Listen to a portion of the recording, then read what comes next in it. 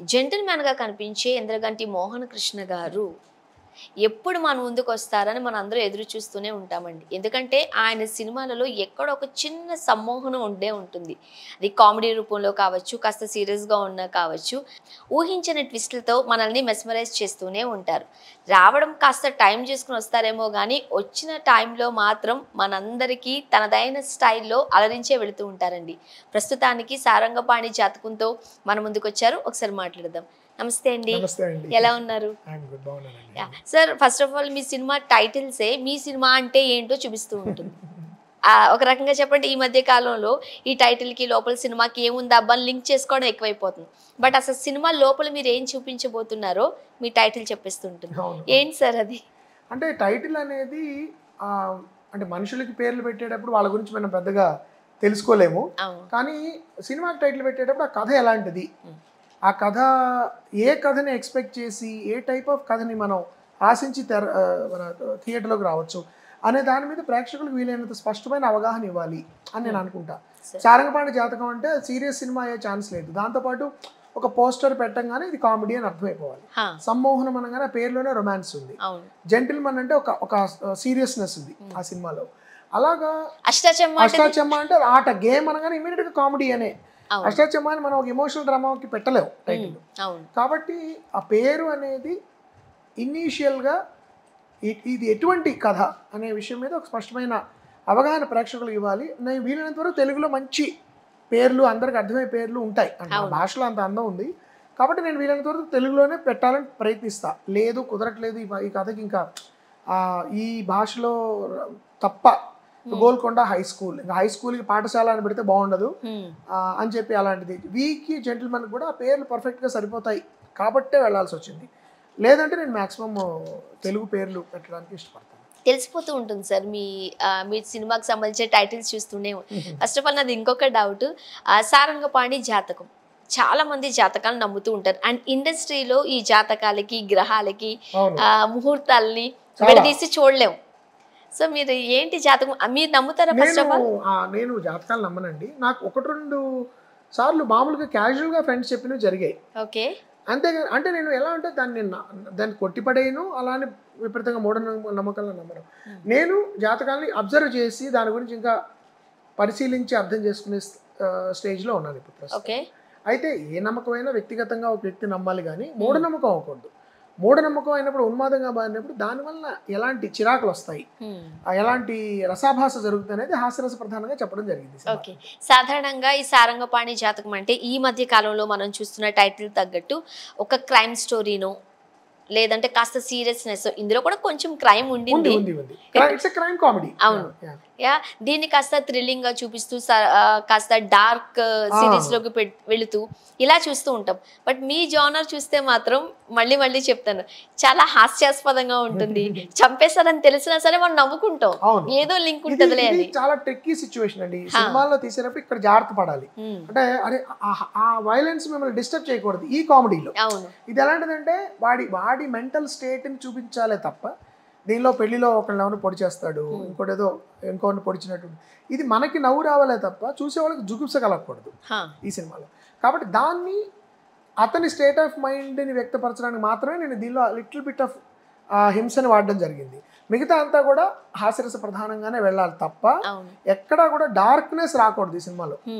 ఎప్పుడైతే కొంచెం మీకు ఆ క్రైమ్ ఎలిమెంట్లో డార్క్నెస్ వచ్చిందో కొంతమంది ఆడియన్స్ బెరుగ్గా వెనక్కి వెళ్ళిపోతారు. కాదు, ఇది పూర్తిగా హాస్యరస ప్రధానమైన చిత్రంగా ఉండాలి అని నమ్మి ఆ జాగ్రత్త నేను కాన్షియస్గా తీసుకున్నాను. అండ్ ముఖ్యంగా హీరోని చూసినప్పుడు మనం ప్రియదర్శి గారిని చూసాం ఫర్ ఎగ్జాంపుల్. మీరు అన్నట్టుగా ఖచ్చితంగా మా మైండ్, మా థాట్ అంతా కామెడీ వైపే వెళ్ళిపోతుంది. ఫర్ ఎగ్జాంపుల్ ఇంకో పెద్ద హీరోనో లేకపోతే వేరే హీరోనో తీసుకుంటాం, ఇమేజ్ ఉంటుంది, వేరేగా ఉంటుంది. ఫర్ ఎగ్జాంపుల్ మీరు నానిగారితో చేస్తారు కాబట్టి నానిగారు అని అనుకుందాం. ఇప్పుడు సారంగపాణి జాతకం అని చెప్పి మాకు హీరో నానిగారు కనిపించారు అనుకోండి, కథ అంతా వేరేలా నడవాల్సి ఉంటుంది. నాని ఒక వేరే యాక్టర్ అండి, నాని మీద ఆ ప్రాబ్లం రాకపోవచ్చు. మీరు అంటే సుందరానికి చూడండి ఎంత వర్క్ చేశారు. సో నాని ఒదగగలడు. నాని ముందర నుంచే వెర్సటైల్ స్టార్ తను. ఈజ్ నాట్ మూసలో అంటే ఒక కేవలం ప్రేక్షకులు ఏది కావాలో అది సర్వ్ చేసే స్టార్ కాదు నాని. తనేమనుకున్నాడో అది సర్వ్ చేసే స్టార్. అంటే నేను నేను ఇది అనుకున్నాను, ఇది ఎలా ఉంది చెప్పండి అనే నటుడు తను. అవును. సో నానితో ఈ సినిమా పెద్ద ప్రాబ్లం ఉండేది కాదు, అంటే తను వదగలిగేవాడు. ఓకే. పెద్ద స్టార్స్ ఉంటారు, లార్జర్ దాన్ లైఫ్ స్టార్స్ తో కష్టం. ఇప్పుడు ఆమీర్ ఖాన్ చేయకూడదు ఈ సినిమా. అవును. అంటే చేస్తే ఏంటంటే ఎక్స్పెక్ట్, సల్మాన్ ఖాన్ ఈ సినిమా అసలు చేయకూడదు, అంటే చేయలేరు. అలాగే మన తెలుగులో పెద్ద పెద్ద స్టార్స్ ఎవరైతే ప్రభాస్ గారి సినిమా చేశారనుకోండి, ఓకే. ఆయనకున్న ఇమేజ్ కి ఈ కథకి అంటే సామాన్య సంబంధం వ్యక్తి, ఉండదు. అవును. మధ్యతరగతి వాడు, జాతకాలంటే భయపడతాడు అంటే ఆయన చేయగలిగే, ఆయనకి ఇష్టం ఉన్నా ప్రేక్షకుల్లో లార్జర్ దాన్ లైఫ్ ఇమేజ్ ఉంటుంది, అవును. యాక్టర్కి కుదరదు. కాబట్టి దర్శిని సెలెక్ట్ చేయడానికి కారణం కూడా ఏంటంటే, ఒక్క మన ఇంటి పక్కన అబ్బాయి, మన కుటుంబంలో అబ్బాయిలా కనబడాలి అతను.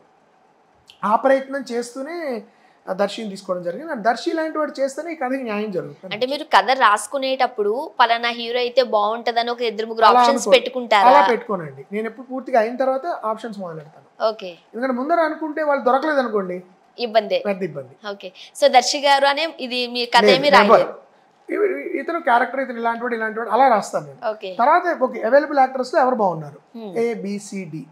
నాకు అలా ఏబిసి ఈసారి ఏమైందంటే ఏబిసి లేవు మైండ్లో, వీళ్ళు వీళ్ళు వీళ్ళు అనుకుంటూ కాదు కాదు కాదు అన్న దర్శి అంతే ఓకే. సెలెక్ట్ అయిపోయాడు, వచ్చేసాడు అంతే.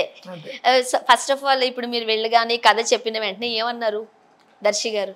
అసలు దర్శి నాకు ఎప్పటి నుంచో తెలుసండి, అంటే ఒక స్టూడెంట్గా ఉన్నప్పుడు నాకు తెలుసు. తను ఆఫీస్కి వచ్చాడు కలవడానికి, నేను కథ చెప్పాను, విన్నాడు. సో దర్శి ఏంటి ఆర్ ఇంట్రెస్టెడ్ సార్, ఏం మాట్లాడుతున్నారు సార్ మీరు, ఐఎమ్ ఆల్రెడీ డూయింగ్ ఇట్, నేను ఆల్రెడీ చేద్దామని నిర్ణయించుకుని వచ్చాను మీ దగ్గరికి, ఏ కథ అయినా అని చెప్పాడు. సో అంతా మాకు డిస్కషన్ జరగలేదు. He immediately like this story, he started saying I will do it. Yeah. So ఇంకొక క్వశ్చన్ మిమ్మల్ని అడగకుండా ఉండలేము. ఈ మధ్య కాలంలో చూస్తున్న ఈ కామెడీ ట్రాక్స్ చూస్తుంటుంటే ఎక్కడో కాస్త అదుపు తప్పుతున్నాయి అనిపిస్తుంది. బట్ ఏంటో మీరు చేసే సమ్మోహనంలో ఇంద్రగంటి మోహన్ కృష్ణ గారి సినిమాల్లో కామెడీని మనం తక్కువ చేయలేం. అప్పట్లో జంధ్యాల గారు, విశ్వనాథ గారి సినిమాలో కూడా కామెడీ కనిపించదేమో అనుకుంటాం, కానీ మంచి కామెడీ, హీరోలే మంచి కామెడీ చేస్తూ ఉంటారు. అది ఎక్కడ మిస్ కాకుండా మీరు ఒక ట్రాక్ లోకి నడిపిస్తూ ఉంటారు. ఎక్కడి నుంచి వచ్చింది మీకు అది? అంటే ప్రధానంగా సినిమా అనేది వీలైనంత వరకు ముఖ్యంగా ఇలాంటి సినిమాలు ఎక్కువ మంది కలిసి చూడాలి అని నేను ముందర నిర్ణయించుకుంటానండి. ఇది ఓకే యూత్ కాబట్టి ఇవన్నీ పెడదాము, ఇంకా పెద్దవాళ్ళు రాపోయినా పర్లేదు అని అనుకుంటే వేరు. బట్ నాకు హాస్యరస చిత్రాలు ఎక్కువ మంది చూడాలి కుటుంబం అంతా అని ఉంటుంది. అవి ఉన్నప్పుడు నా ఆలోచన అటే వెళ్తుంది, అసలు ఇటువైపు వెళ్ళదు. సో నేను ఎప్పుడు హాస్యాన్ని రాయడం ఇష్టపడతాను. నేను జోకుల కంటే జోకులు రాయొచ్చు, ఒక 100 జోకులు రాయొచ్చు ఇప్పుడు కూర్చుని మనం ఎక్కడో వాట్సాప్లో చూసి ఇక్కడ.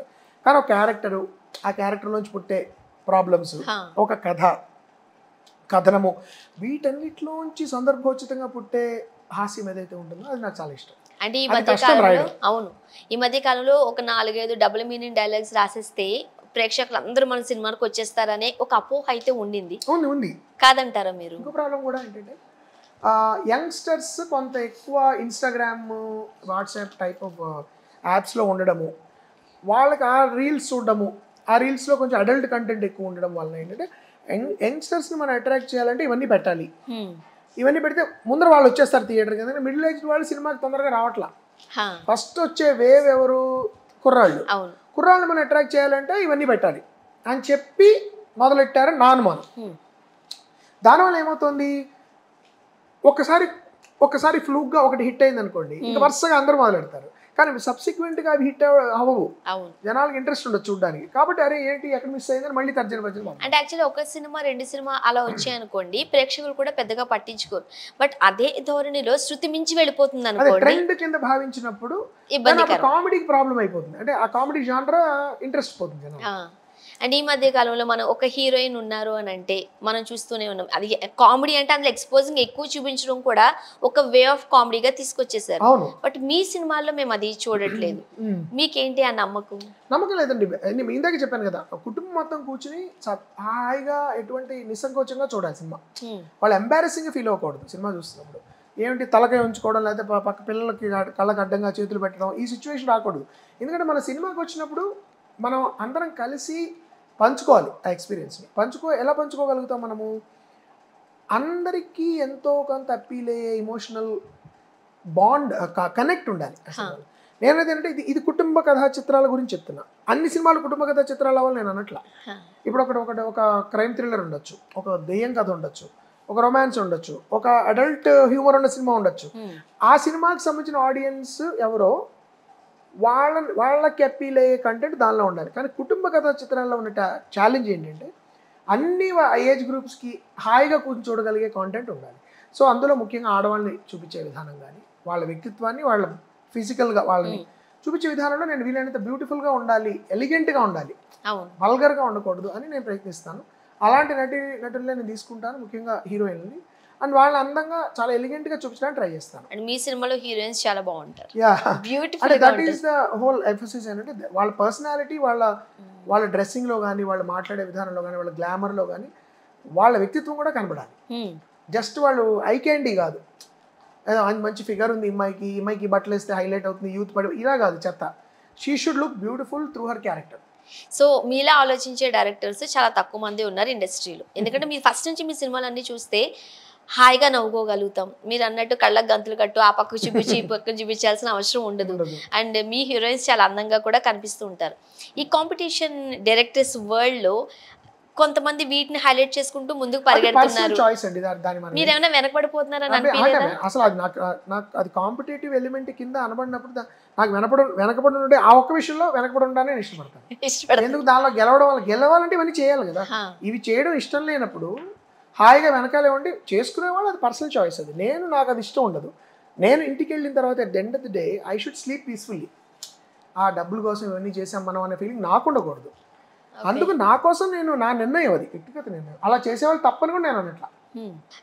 మీ సినిమాలు చూస్తుంటుంటే కొంతమంది మేము ఫర్ ఎగ్జాంపుల్ మేము అందరం కూర్చొని మాట్లాడుకున్నాం అనుకోండి, అప్పుడు మాకు బాపు గారు గుర్తొస్తారు, కె విశ్వనాథ్ గారు గుర్తొస్తారు. అంటే కథకి ఎంత ఇంపార్టెన్స్ ఉంటుందో దాంట్లో హ్యూమరస్కి అంత ఇంపార్టెన్స్ ఉంటుంది, హీరోయిన్ క్యారెక్టర్కి అంత ఇంపార్టెన్స్ ఉంటుంది.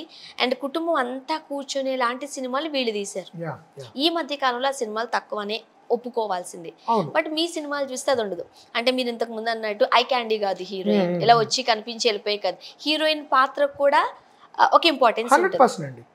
అది చాలా ఇంపార్టెంట్. నాకు ఇప్పుడు మీరు బయట సమాజంలో చూస్తే కోట్ల మంది ఆడవాళ్ళు ఉద్యోగాలు చేసుకుంటూ కుటుంబాలను నడుపుతూ బయటకు వచ్చి, మీలాంటి వాళ్ళు బయటకు వచ్చి ప్రొఫెషనల్గా మీరు ఎంతమంది చేస్తున్నారు. సో నాకు వాళ్ళ జీవితాల మీద ఇంట్రెస్ట్ ఉంది.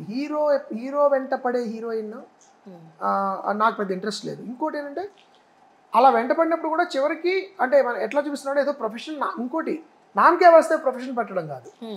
ఆ అమ్మాయి ఆ జీవితంలో అమ్మాయి ఎట్లా, ఆ ప్రొఫెషన్లో అమ్మాయి ఎలా ఉంది అనేది కూడా రిజిస్టర్ అవ్వాలి ఆడియన్స్కి.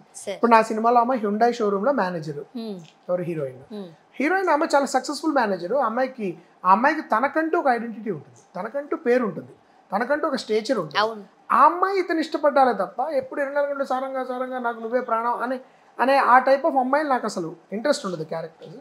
ఎందుకంటే జీవితంలో ప్రపంచం మారిపోయింది. చాలామంది ఆడవాళ్ళు ఇండిపెండెంట్గా బ్రహ్మాండంగా ఉద్యోగాలు చేస్తున్నారు. మగవాళ్ళతో పోటీ పడటమే కాదు, చాలా విషయాల్లో beating them to you know. So అలాంటప్పుడు ఆ లైఫ్ నాకు చుట్టుపక్కల నా కుటుంబంలోనే అలాంటి ఆడవాళ్ళు ఉన్నారు. మా అక్కయ్య కానీ మా ఆవిడ కానీ, లేకపోతే నాకు తెలిసిన చుట్టాల్లో కానీ చాలా అద్భుతంగా చదువుకుంటూ ఇండిపెండెంట్గా ఉన్న ఆడవాళ్ళు ఉన్నారు. ముఖ్యంగా మన కమర్షియల్ సినిమాలో చూపించిన లాంటి ఆడవాళ్ళు ఎక్కడ ఉండరు. అంత దద్దమ్మల్లాగా అంత బిహేవ్ చేస్తూ ఉండరు. అంటే అందరూ కాదు, కొన్ని సినిమాల్లో మనకు అలా కొంచెం హీరోయిన్ అంటే కొంచెం మామూలుగా అమ్మాయి అమాయకంగా ఉంటుంది, బబ్లీగా ఉంటుంది, లేకపోతే అమ్మాయికి వేరే పర్పసే ఉండదు లైఫ్లో. అలా కాకుండా ఉండాలని నా కోరిక. అందుకని నా సినిమాల వరకు నేను అలా రియలిస్టిక్గా చూపించడానికి ప్రయత్నిస్తాను. అండ్ మనకు తెలిసి ఇండస్ట్రీలో ఫాదర్స్ మంచి రైటింగ్ రాస్తూ ఉన్నప్పుడు ఆ స్క్రిప్ట్ని తీసుకుని వాళ్ళ వారసత్వం చూస్తే సినిమాలు తీస్తూ ఉన్నారు. అండ్ ఇంద్రగంటి శ్రీకాంత్ గారు మేము మర్చిపోలేము. అంటే మేబీ ఆ జనరేషన్ గ్యాప్తో మాకు పరిచయం లేకపోయినా విన్నది చూసింది ఉంది. అంటే అంత స్క్రిప్ట్ పైన అంత అవగాహన ఉండేది అని. సో ఆ ఫ్యామిలీ నుంచి వచ్చిన మీకు చిన్నప్పటి నుంచే ఇన్స్పిరేషన్ మీ ఫాదర్ అయినా? అంటే మా నాన్నగారు కథా రచన పట్ల, కవితం పట్ల ఆయన చాలా పెద్ద కవి, పండితులు, విమర్శకులు. సినిమా రచన మా నాన్నగారు పాటలు రాశారు తప్ప స్క్రీన్ ప్లే అవి రాయలేదు కథలు. కానీ మా నాన్నగారి కథాగమనం, స్క్రీన్ ప్లే పట్ల మంచి అవగాహన ఉండేది. ఎందుకంటే ఒరిజినల్గా రచయిత కాబట్టి. సో నా కథలని నా స్క్రిప్ట్లో ఆయనకి ఇచ్చేవాడిని. ఫస్ట్ డ్రాఫ్ట్ ఎప్పుడు మా నాన్నగారు మా అమ్మగారికి ఎదురుకి ఇచ్చేవాడు. మా అమ్మగారు నవల రచయిత్రి, కథ రచయిత్రి. సో ఇద్దరు నాకు వాళ్ళ ఫస్ట్ ఫీడ్బ్యాక్ ఇచ్చిన తర్వాత ఆ ఫీడ్బ్యాక్లో నా ఉపయోగపడే అంశాలు తీసుకుని నేను ముందరికి వెళ్ళేవాడిని. సో ఖచ్చితంగా వాళ్ళ ఇన్ఫ్లుయెన్స్ ఉంటుందండి. ముఖ్యంగా తెలుగు భాషను ఎలా వాడాలి, తెలుగులో డైలాగులు.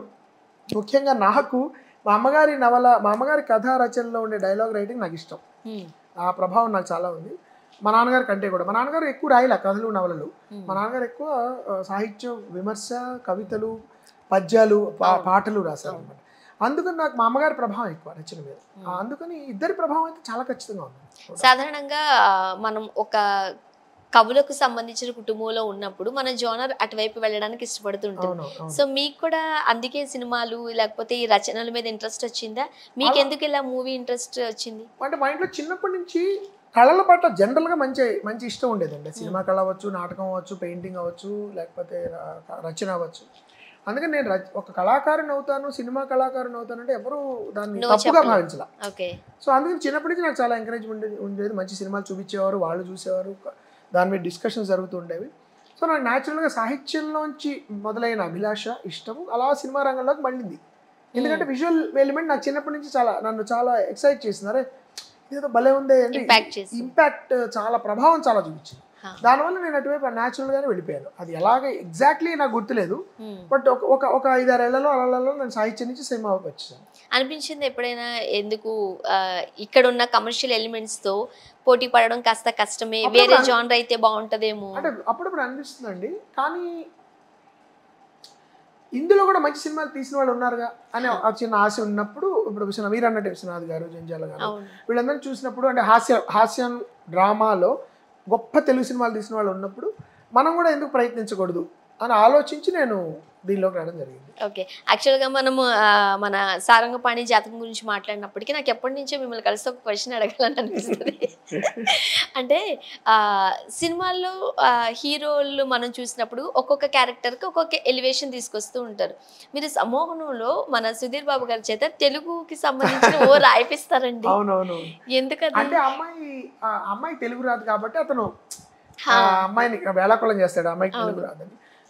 ఆ సినిమాలో కూడా ముఖ్యంగా అతను ఏంటి, చిన్నపిల్లల బొమ్మలు వేసే, చిన్నపిల్లల పుస్తకాలకు బొమ్మలు వేసే ఆర్టిస్ట్.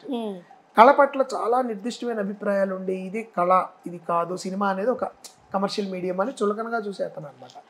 ముఖ్యంగా అందులో తెలుగు సినిమాలో నటించే హీరోయిన్లకి తెలుగు రాదు, లేకపోతే తెలుగు వచ్చే అమ్మాయిల్ని పెట్టట్లేదు అని చెప్పి అలాంటి ఒక చులకనతో అతను అమ్మాయితో పరిచయం స్టార్ట్ అవుతుంది ఫస్ట్. సో అలాంటి ఒక చిన్న కాన్ఫ్లిక్ట్ ఉన్నప్పుడు కథ ఎప్పుడు బాగుంటుంది. సో కథను సృష్టించినప్పుడు ఇతను కళాకారుడు, కానీ సినిమా పట్ల అతనికి మంచి అభిప్రాయం లేదు. ఈ అమ్మాయి సినిమా నటి కాబట్టి ఈ అమ్మాయి తెలుగు రాదు. ఈ కాన్ఫ్లిక్ట్ లోంచి రొమాన్స్ పుట్టే ఛాన్స్ ఎక్కువ ఉంటుందని చెప్పి అలా రాయడం జరిగింది. ఓకే, అండ్ మన జాతకం దగ్గరికి వస్తే ఫస్ట్ ఆఫ్ అంతా వెన్నెల కిషోర్ గారు పండించిన ఆ కామెడీ ఏమనాలో కూడా అర్థం ఎలా చెప్పాలో కూడా తెలియదు. అంటే చూస్తే చాలా ఎక్స్ప్రెషన్స్ తోనే పడి నవ్వేలాగా ఉంది థియేటర్ లో. అండ్ నెక్స్ట్ హాఫ్ అంతా మనం హర్ష గారిని చూడాలి, ఆయనతో ఒక డిఫరెంట్ జోనర్ లో కామెడీ, అలా ఇద్దరిని చూపించారు మీరు. అంటే అది వెన్నెల కిషోర్ మోరల్లెస్ ఫైనల్ డ్రాఫ్ట్కి వచ్చేసరికి వెన్నెల కిషోర్ ఆ పాత్ర చేయాలని ఫిక్స్ అయిపోయింది. హర్ష చాలా లేట్గా వచ్చాడు సీన్లోకి, కానీ వచ్చిన తర్వాత ఐ వాజ్ వెరీ హ్యాపీ. ఆ టైంలో నేను మంత్ ఆఫ్ మధు అని సినిమా చూశానండి. చాలా బాగా చేశాడు కిషోర్, మన హర్ష దానిలో. అది చూసి నేను అనుకున్నా ఖచ్చితంగా ఇతనితో మనం వర్క్ చేయాలని. అప్పుడు కరెక్ట్గా ఈ ఫైనల్ డ్రాఫ్ట్ కంప్లీట్ అయింది. దానిలో కొత్త పాత్ర ఒకటి పుట్టింది, రామ్కి అని. వెంటనే నేను అప్పుడు హర్షాన్ని కాంటాక్ట్ చేయడం, హర్ష వెంటనే ఒప్పుకోవడం జరిగింది. అండ్ ఈ మధ్య కాలంలో సినిమాలు లేకపోతే సినిమాలో నటించాలన్న ఆశ కొంతమందికి ఉన్నప్పటికీ కూడా ఈ ఇండస్ట్రీలో ఉన్న రకరకాల భయాలు, క్యారెక్టర్ లేకపోతే డ్రెస్సింగ్, ఇవన్నీ కూడా ఇబ్బందికరమైన పరిస్థితుల్లో చాలా మంది వెనక్కి వెళ్ళిపోతూ ఉంటారు. బట్ ఇంద్రగంటి గారి సినిమాలంటే ఎందుకో కాస్త ఇంట్రెస్ట్ చూపిస్తారు ఆర్టిస్టులను వింటూ ఉన్నాను. ఆ సౌలభ్యం కూడా ఇస్తూ ఉంటారట మీరు. అవునండి, అంటే వాళ్ళు మంచి వర్క్ ఎన్వైరన్మెంట్ క్రియేట్ చేయాలి. కళాకారులకు కావాల్సింది ఏంటండి, డబ్బు కంటే కూడా వాళ్ళకి ఒక సంతృప్తికరమైన ఒక కళ, వాళ్ళ తృష్ణను తీర్చగలిగే ఒక మంచి వాతావరణం ఉండాలి, వాళ్ళు పనిచేసే హెల్తీ ఎన్వైరన్మెంట్ ఉండాలి, వాళ్ళకి ఎక్సైట్మెంట్ కలగాలి. Basic responsibility as a director. Naans that comes everybody. So నాకు సంబంధించిన వరకు నేను నా దగ్గర నటించాలని వచ్చే వాళ్ళకి మ్యాక్సిమం నేను ఆ ఆనందాన్ని ఇవ్వాలి, ఆ గౌరవాన్ని ఇవ్వాలి, ఆ ప్రొఫెషనల్ ట్రీట్మెంట్ ఇవ్వాలి. అది నేను ప్రయత్నిస్తూనే ఉంటాను. అండ్ అవసరాల శ్రీనివాస్ గారి కోసం ఏం చెప్తారు? మంచి ట్విస్ట్ ఇచ్చారు మీరు మొత్తం సినిమాలో. అవసరాల శ్రీనివాస్ ఎప్పటి నుంచో నాకు అష్టాచమ్మా నుంచి కూడా, తర్వాత కూడా తను మంచి రైటర్ డైరెక్టర్ అయ్యాడు, యాక్టరు, నాకు మంచి స్నేహితుడు. మా ఇద్దరు టేస్ట్లు చాలా కలుస్తాయి. సో అందుకని అవసరాల ఈ సినిమాలో ముఖ్యంగా చాలా కొత్తగా చూపించడానికి నేను ప్రయత్నించాను. చాలా అద్భుతంగా కూడా చేశాడు తను. ఆ కథలో ట్విస్ట్లో కూడా తను అవునవును. చాలా మంచి ఇంపార్టెంట్ పార్ట్. కాబట్టి ఐఎమ్ ప్రతి సినిమాలోనూ శ్రీని ఎలా పెట్టచ్చు అని నేను ఆలోచిస్తూ ఉంటాను దీనిలో. అయితే రాసిన తర్వాత ఏదో ఒక పాత్రలో లక్కీగా ఇమిడిపోతే వండర్ఫుల్, లేదంటే ఇంకా కొన్నిట్లో మనం వదులుకోవాల్సి వస్తూ ఉంటుంది. ఓకే. అండ్ ముఖ్యంగా ఒక సినిమా మనం ఒక ఐడియాలజీ పట్టుకుని కథ రాసుకుని వెళ్ళినప్పుడు ఆ ప్రొడక్షన్ వాల్యూస్ ఏ మాత్రం తగ్గకుండా మనం సినిమాలు చూసుకోవాల్సిన పరిస్థితి. అండ్ ప్రొడ్యూసర్స్ మనకి ఎంతవరకు సపోర్ట్ చేస్తే మనం ఇంకొంచెం ఫ్రీడమ్గా వర్క్ చేసుకోగలుగుతాం. ఏం చెప్తారు? 100% అండి.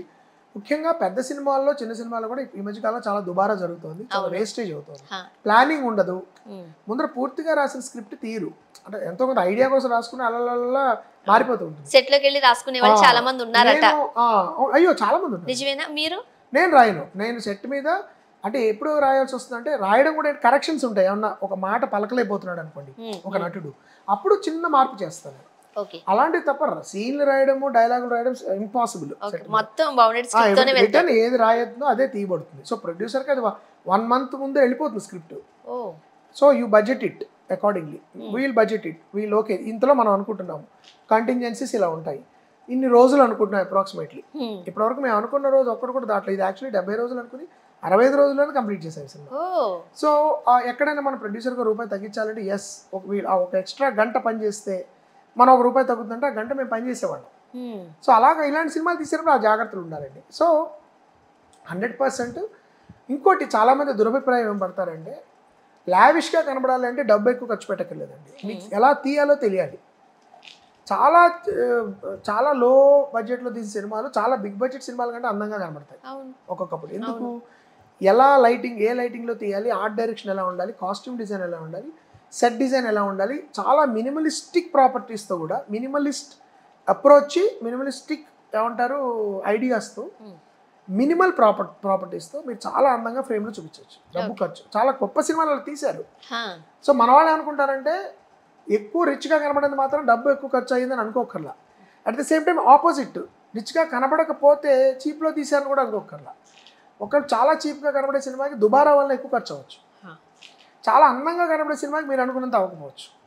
మన పృథ్వీరాజ్ సుకుమార్ గారు ఏం చెప్పారు ఎంపురం దానిలో, మా బడ్జెట్ మేము చెప్పట్లేదు, మీరు ఎంతైనా గెస్ చేసుకోండి, మీరు ఎంత గెస్ చేసుకుంటే దానికంటే ఖచ్చితంగా తక్కువ ఉంటుంది అని చెప్పాడు. ఎందుకంటే వాళ్ళకి they know how to create within restrictions. సాధారణంగా కొంతమంది పెద్దవాళ్లతో ఈ సినిమాకి సంబంధించిన విశ్లేషకులతో మాట్లాడుతూ ఉన్నప్పుడు కొంచెం సీనియర్ జర్నలిస్టులుగా ఉన్నవాళ్ళు, అంటే ఆ తరాన్ని ఈ తరాన్ని చూస్తూ ఉన్న వాళ్ళతో మాట్లాడేటప్పుడు అప్పట్లో ఎవరైతే సినిమా తీస్తున్నారో వాళ్ళకి కథ మీద ఫుల్గా ఐడియా ఉండడం, సీన్లకి ఫర్ ఎగ్జాంపుల్ ఇక్కడ ఒక సీన్ నడుస్తుంది, ఇక్కడ ఒక సోఫా సెట్ ఉందంటే దీని పక్కన ఏం ఉండాలి ఏం ఉండకూడదో కూడా వాళ్ళకి తెలుసు. అండ్ వాళ్ళు వేసుకునే గాజుల దగ్గర నుంచి అన్ని వాళ్ళ మైండ్లో ఉండి వాళ్ళు వర్క్ చేసేవారట. అలా ఇప్పుడు డైరెక్టర్కి, అంటే ఇది అపవాద ఆరోపణ నాకు తెలియదు కానీ మీరే చెప్పాలి, ఇప్పుడు డైరెక్టర్కి సరైన డైలాగ్ ఏం చెప్పాలో కూడా ఐడియా ఉండట్లేదు, అక్కడికి వచ్చాక ఫ్లోలో రాసుకుందాం అనే వాళ్ళు కొంతమంది ఉన్నారు. అందరూ అనలేమండి, కొంతమంది ఉండొచ్చు. నిజమేనా సార్? ఇది కొంత ఉండొచ్చు అండి. నేను ప్రత్యక్షంగా చూడలేదు.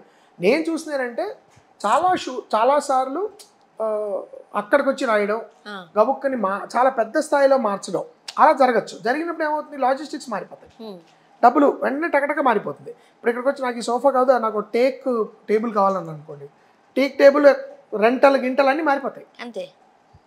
అలా చిన్న స్థాయిలో పెద్ద స్థాయిలో కూడా అలా జరిగినప్పుడు ఖర్చు చేయదాడుతుంది, ఇబ్బందికరమైన పరిస్థితి వస్తుంది. అలా ఉండకుండా ఉండాలంటే మీకు పేపర్ మీద 99% ఏం జరగబోతుంది, 1% మీకు ఎప్పుడు వేరియేషన్ ఉంటుందండి. పేపర్ మీద 99% మీకు లాక్ అయిపోయి అదే మీరు తీయగలిగే పరిస్థితుల్లో ఉంటే బడ్జెట్ చాలా కంట్రోల్. అంటే మ్యూజిక్ అంతా ఒక పర్సన్ ఇస్తారు, ఆ కొరియోగ్రఫీ అంతా వేరే వాళ్ళు చేస్తారు, మనకు సంబంధించిన ఆర్ట్ డిజైనింగ్ అంతా వేరే వాళ్ళు చేస్తారు, కాస్ట్యూమ్స్ అంతా వేరే వాళ్ళు చూస్తారు. అంటే ఇన్ని డిపార్ట్మెంట్స్ వర్క్ చేసేటప్పుడు డైరెక్టర్ చెప్పేదేముంది, వేరే వాళ్ళు ఏం చేయాలో చెప్పేది డైరెక్టర్.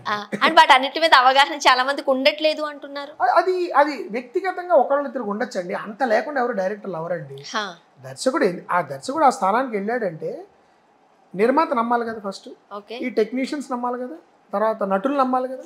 సో ఎంతో కొంత టాలెంట్ ఉంటేనే డైరెక్టర్ అవుతారు. అయిన తర్వాత ఒక్కప్పుడు ఏంటంటే కంగారులోను టెన్షన్లోను వాళ్ళ కొన్ని టెన్షన్స్ వల్ల మిస్ జడ్జ్మెంట్ ఉండొచ్చు. పూర్తిగా అందరు డైరెక్టర్లకి ఈ మధ్యకాలంలో అవగాహన లేదు అని చెప్పలేదు. ఎంతమంది యంగ్ డైరెక్టర్స్ మంచి సినిమాలు తీస్తున్నారు, ఒక్కొక్క పెద్ద సీనియర్ డైరెక్టర్స్ కూడా ఒక అవగాహన ఉండకపోవచ్చు. డైరెక్షన్ చేయడం ఎలాగో అనేది వేరే ఆర్ట్ అది. సరే కాబట్టి అది జనరలైజ్ చేసి మనం అనకూడదు. కానీ దుబారా జరిగిన ప్లేస్లో మాత్రం ఈ కారణాల వల్ల జరుగుతుంది. ఏం జరుగుతుందో తెలియక అలా అంటే ఒకవేళ ఎవరైనా రాంగ్గా ఒక ప్రొడ్యూసర్ని నమ్మించేసేసి తప్పు మోసగించి డైరెక్టర్ అయిపోతే అప్పుడు ఇవి జరగచ్చు. సార్ ఇప్పుడు పాన్ ఇండియా లెవెల్లోకి మన తెలుగు సినిమా వెళ్ళింది, మనందరం గర్వించదగ్గ విషయమే. కానీ బడ్జెట్లు కూడా ఎక్కడికో వెళ్ళిపోతున్నాయి.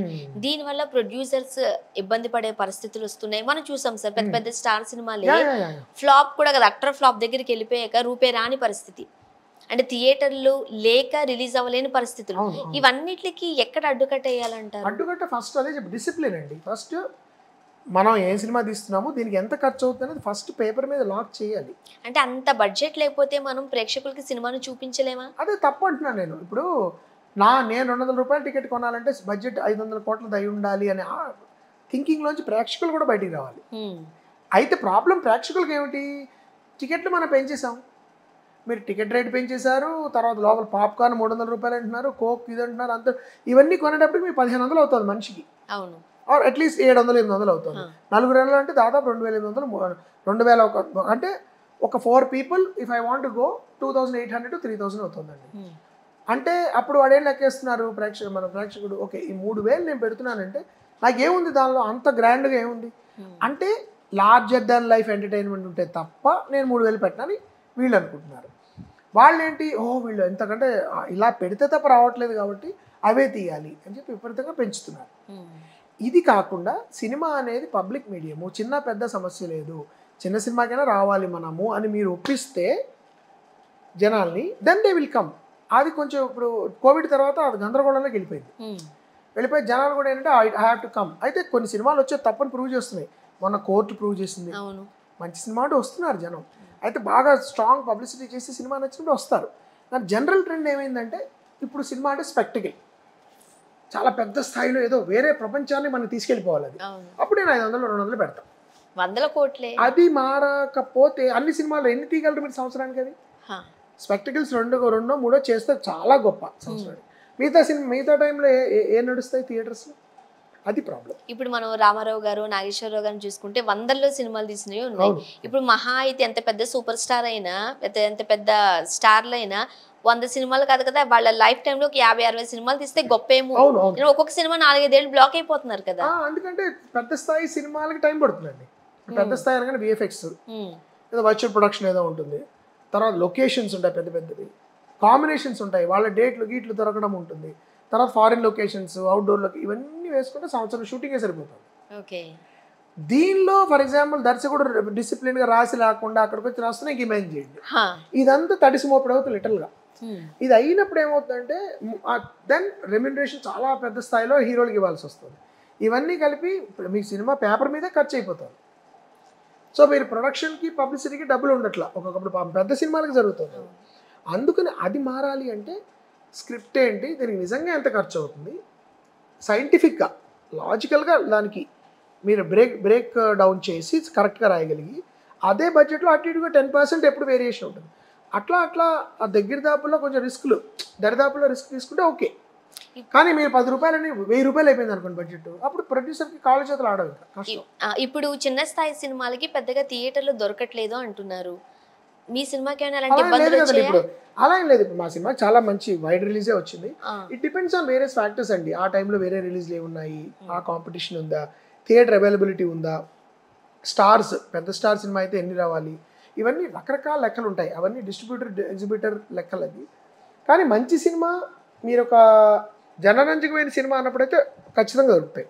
అయితే ఏంటంటే కొన్ని సినిమాలు ఇప్పుడు కోర్టు తీసుకోండి, మీరు చిన్నగా రిలీజ్ అయ్యి అలా ఎక్స్పాండ్ అయ్యింది, అలా చాలా సినిమాలు కూడా ఉంటాయి. It depends on the film, the response, everything. And మరీ ముఖ్యంగా ఇప్పుడు పెద్ద హీరోలు ఎలాగైపోయారో పెద్ద డైరెక్టర్లు కూడా అలాగనే అయిపోతున్నారు. అంటే తీసేది ఒక సినిమానే, రెండో సినిమా వచ్చేసరికి పెద్ద స్టార్లతో తీస్తేనే మేము మంచి డైరెక్టర్లు అన్న కోవకి కొంతమంది వెళ్ళిపోతున్నారు అంటున్నారు. మీకు నిజమే అలా అనుకోవట్లేదండి, అలా అందుకు వాళ్ళు చేయట్లేదు. ఎందుకంటే ఇప్పుడు నేను చెప్పిన ప్రాబ్లమే, పెద్ద సినిమా తీస్తేనే సినిమాలు చూడడానికి జనం వస్తున్నారు. కాబట్టి నేను పెద్ద సినిమా తీయాలంటే నాకు పెద్ద హీరో కావాలి. అందరూ కాదండి, కొంతమందికి అనుకోవడం తప్పే ఉందండి. ఇప్పుడు పెద్ద సినిమాలు తీస్తేనే జనాలు వస్తున్నారు అనేది అయితే ఫ్యాక్ట్గా చాలా మంది వస్తున్నారు, చిన్న సినిమాలు కూడా వస్తున్నారు. కానీ కొంతలో కొంత వాళ్ళకి అలా బ్రెయిన్ వాష్ చేయబడింది. నువ్వు పెద్ద స్టార్ని పట్టుకోరా బాబు, అప్పుడే జనాలు వస్తారు అంటారు. చాలా మంది జనాల్లో కూడా ఎట్లా అయిపోయింది, కొంతమంది ఆడియన్స్లో చిన్న సినిమానా ఓటీటీలో చూడొచ్చులే, పెద్ద సినిమా అయితేనే థియేటర్కి వెళ్ళాలి. అక్కడ 1000 రూపాయలు 2000 1500 టికెట్ కొనుక్కుని వెళ్ళిపోతున్నారు వాళ్ళు. మరి ఇప్పుడు సినిమా రిలీజ్ అయిన 40-45 డేస్కి ఓటీటీస్కి వచ్చేస్తుంది. అప్పుడు చిన్న సినిమాలు కాదని ఎక్కడ వస్తుంది అంటే ఇప్పుడు అందుకనే నా దృష్టిలో ఒక నిర్ణయం తీసుకోవాలండి ఇండస్ట్రీ కూడా. ఏంటంటే ఓకే 2 నెలల వరకు మేము ఇవ్వము ఓటీటీ, ఓకే, లేకపోతే 3 నెలలు ఇవ్వము.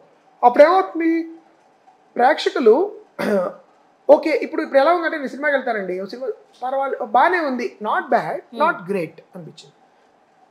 నేను వెంటనే స్ట్రీమింగ్ పార్ట్నర్ అని కనపడంగానే నేను బయటకు వచ్చి ఏం చెప్తాను, బాగానే ఉందిరా ఇప్పుడు అర్జెంట్గా చూడక్కర్లా, అది ఎలాగ 1 month అని చెప్తా ఫ్రెండ్. ఒకవేళ అది లేదనుకోండి, ఫర్ ఎగ్జాంపుల్ నేను ఏమంటాను బాగానే ఉందిరా ఒకసారి చూడొచ్చు అంట, అప్పుడు అతను థియేటర్కి వచ్చే ఛాన్స్ ఉంటుంది. వస్తుంది. ఇంకొకటి ఈ టికెట్ల రేటు కూడా కాస్త మిడిల్ క్లాస్ వాళ్ళు అఫోర్డ్ చేయగలిగారు అనుకోండి, ఉండాలి. ఎందుకంటే మనకి చీపెస్ట్ ఎంటర్టైన్మెంట్ సినిమానే. అవును, సో అలా ఉంటే ప్రాబ్లం. అప్పుడు వెయిట్ చేయకుండా మరి థియేటర్లోకి వస్తారు. సరే ఎప్పుడు వస్తుంది ఓటీటీ అంటే 3-4 నెలల తర్వాత వీడు ఏదో బాగుంది అంటున్నాడు కదా ఐ ట్రై అని. ఇప్పుడు అది ఉండదు. ఎప్పుడైతే మీరు 1 monthలో ఓటీటీ అన్నారో ఏమాత్రం ఓ మాదిరిగా ఉన్నా ఇంకా రాడు. ఇండస్ట్రీలో ఇలాంటి మార్పులు చేర్పులు జరగాలి కదా సార్, ఆ రకంగా ఎవరు జరగాలండి. నేను అదే ప్రొడ్యూసర్స్ కౌన్సిల్, ప్రొడ్యూసర్స్, నటులు, దర్శకులు కూర్చొని మాట్లాడుకుని నేను రిజల్యూషన్ తీసుకురావాలి. మళ్ళీ థియేటర్స్ జనాలు రప్పించాలంటే ఏం చేయాలి. ఓకే.